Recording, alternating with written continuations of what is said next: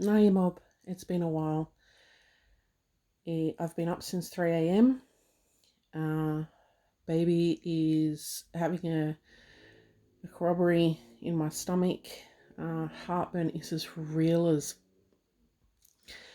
and mind is just on overload and just finding it hard to get out of my own head and get back into my body at 3 a.m. Tossed and turned for about an hour and then got up to do some emails and do a bit of reading. Um, Actually, hold on, I'll look for my book. Actually reading a book called Songlines by Margot Neal and Lynn Kelly, a book that I picked up from Big W when doing their kids' school shopping, actually. And it's absolutely beautiful. But then I felt the need to share because it's been a while since I've been on here. And just as a front note, when I do my videos, it's not to elicit sympathy or to trigger other people. It's just more to share my reality, share my truth, and be open about my experiences as a woman of mixed ethnicity, a woman who has big dreams, a big heart, a vision, and a calling to change the world. I choose to live by my First Nations culture and heritage of being Barkindji and Yimpa, and living by our cultural protocols of community, country, and the underlying principles of everything that comes with that. And it's been a while since I've been on here just due to taking time off for family and stuff, but I just felt called to get on and share. I think this is a third attempt at this video. Comparison can be a bitch. Being in your own head can be as hard as fuck. And sometimes when your mental health is struggling and you are working and striving and hustling to create a life or to create the opportunities and the baseline to be able to live a life on your own terms, it can be tough and it's hard.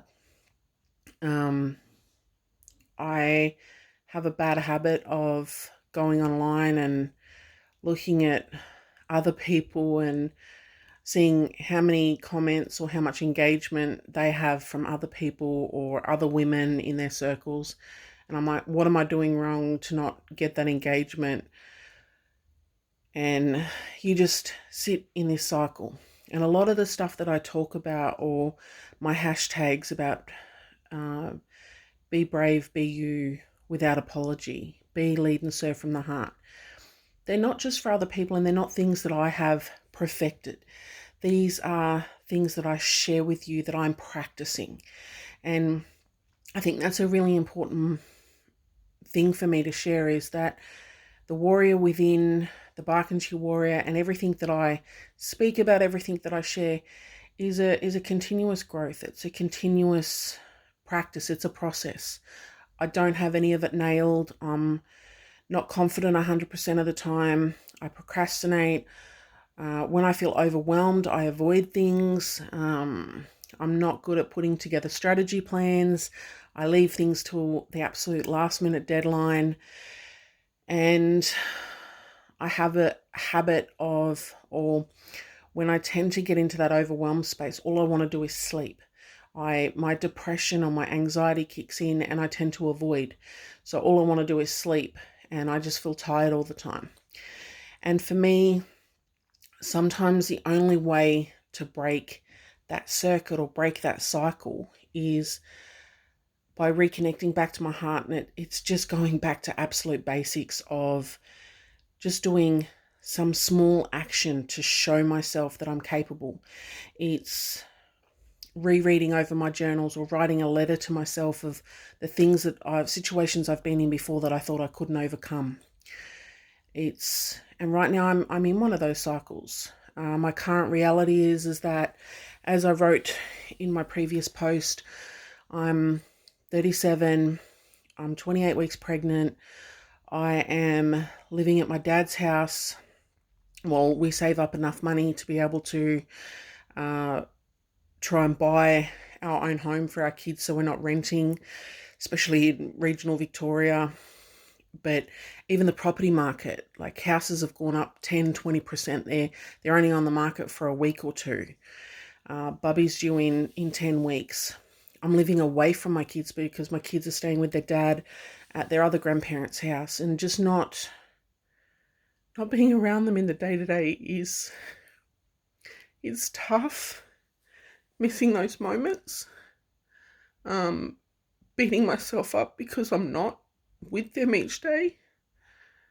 And that's okay. I don't feel it's okay, but we have a house, we've got somewhere to live, we're supported, but it still feels shit. And that's my truth, and it's okay to share. I'm feeling really vulnerable right now. I'm not sure if I'll post this, but we'll see. What else?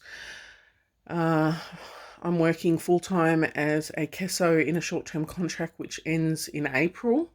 So I'm currently trying to work on my business in the afternoons and at night after work to, I guess, build opportunities to ensure we have enough finances after the baby's born so that I can take time off.